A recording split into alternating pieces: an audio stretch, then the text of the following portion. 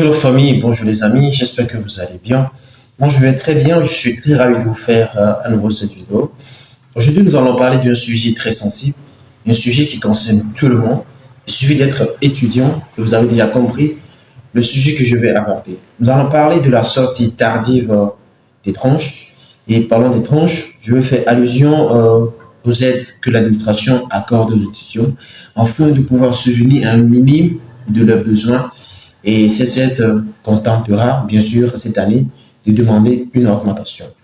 Alors, la sortie de ces aides, je dirais, comme nous avons l'habitude de le dire communément, la sortie des tranches, a suscité beaucoup de polémiques et a généré, je peux le dire, comme l'intelligence artificielle, beaucoup de problèmes.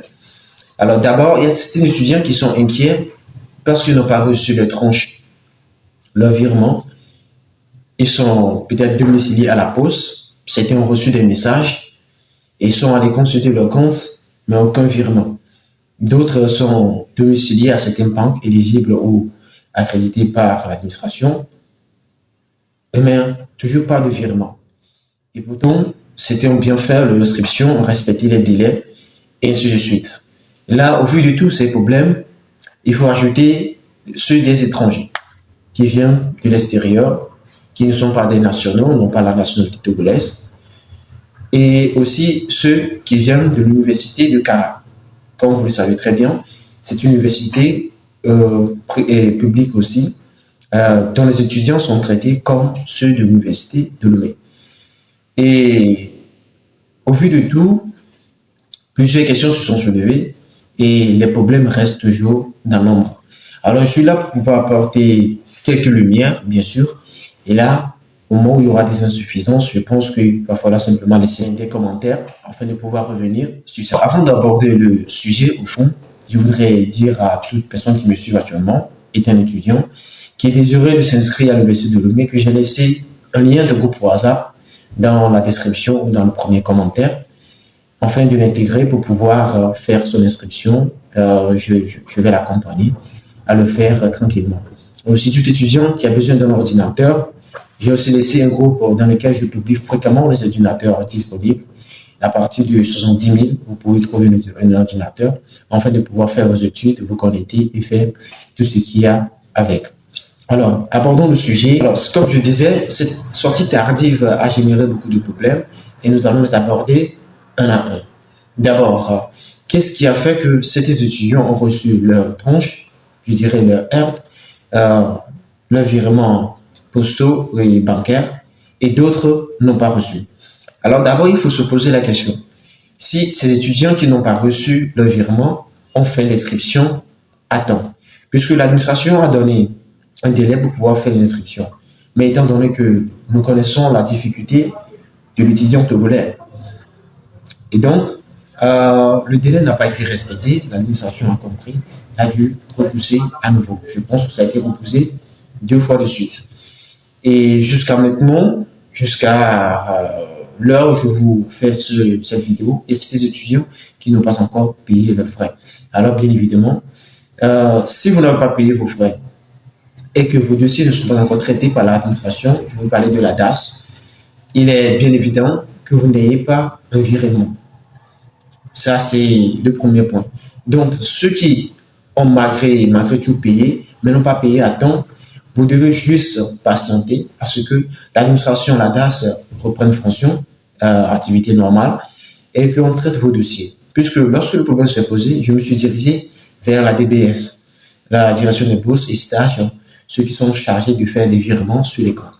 Et là, la première question qu'on m'a posée est de savoir si j'ai payé à temps. Et étant dans le cas comme les autres, je n'ai pas pu payer à temps. Et là, le monsieur a vérifié si mon dossier est déjà transféré à leur niveau.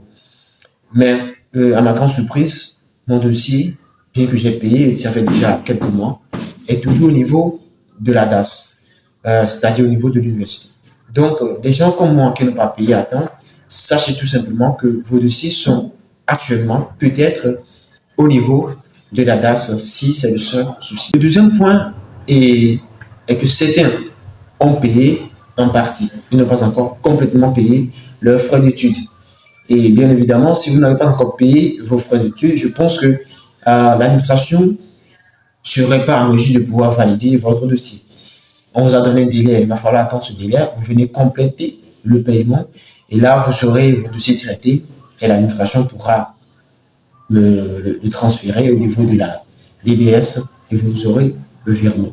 Ce qu'il faut noter aussi, c'est que les virements ont commencé. Peut-être que l'administration a juste fait ces virements pour pouvoir calmer les esprits. Parce que ça fait déjà bientôt 10 mois que c'était ont commencé les cours, alors que ces aides sont censées aider les étudiants. Est-ce que vous voyez un peu? Donc peut-être que c'est pour calmer les esprits. Et étant donné qu'il n'y a personne qui défend les étudiants, je veux parler des délégués qui sont toujours silencieux, qui ne font rien, qui ne rendent compte à personne. Là, je pense que l'administration a le droit, bien, se sent à l'aise de faire comme bon lui semble. Donc, ça, c'est le premier point. Le second point, c'est pour les étrangers. Euh, Quand vous êtes étranger à l'université de Lomé, l'université publique, les aides qu'on accorde aux nationaux ne sont pas destinées. Donc, je pense que ça, c'est général, comme dans tous les pays. Voilà. Et les aides sont destinées aux étudiants nationaux. Et là, si vous n'êtes pas un Togolais d'origine, vous avez la pièce d'identité et comme les conditions sont demandées par la DAS, je pense que vous n'avez pas, tout simplement, vous n'avez pas droit, tel que les conditions sont posées, vous n'avez pas droit aux bourses, aux aides accordées par l'administration. D'accord? Donc, pour ces catégories de personnes, je pense que vous devez déjà être informé de cela. Mais ce n'est pas le cas, je pense que je vous informe. Et si vous en doutez toujours, vous pouvez vous approcher de l'administration afin qu'on vous éclaire beaucoup plus sur la question. Ensuite, il y a la question de ceux qui sont reparlés de l'université de Cara. Alors, ces étudiants, entre-temps, on les a demandé de faire l'homologation de leur diplôme afin de pouvoir faire une inscription à l'université de Lomé. Ce qui a été critiqué, on les a demandé de l'argent, ils ont payé. Et cela aussi n'est pas soulevé communément par tous les étudiants pour pouvoir les soutenir, et ce qui est vraiment déplorable.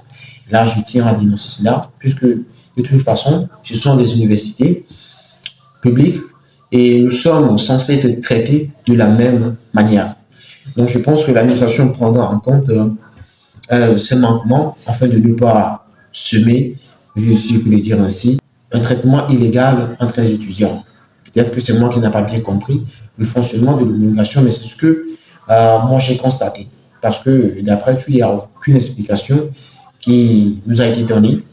Les choses se font au gré seulement de l'administration. Donc, pour ceux de l'université de Cara, je pense que ils ont déjà un compte. Et si l'administration a vraiment homologué leur diplôme et que ça a été accepté, ils auront aussi le tranche.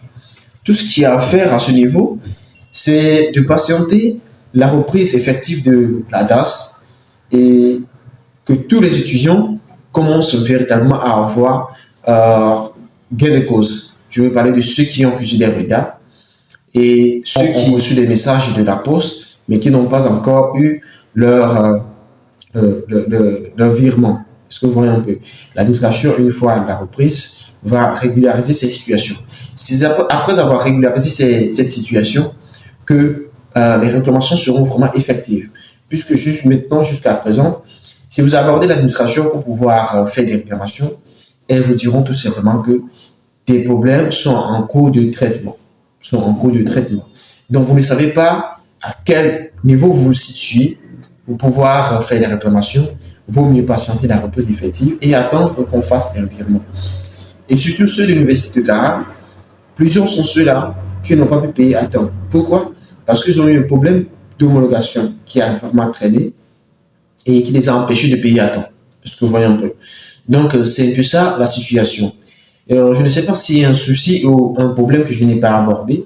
Si c'est le cas, veuillez laisser ici les commentaires ou de prendre contact en contact WhatsApp, d'intégrer les groupes et de poser les questions. Nous aurons à discuter et à trouver des solutions pour ces différents problèmes. Et ce qui est un peu plus difficile et insupportable, ce sont nos responsables, nos délégués qui sont vraiment censés nous défendre dans ces situations, mais qui sont toujours mieux.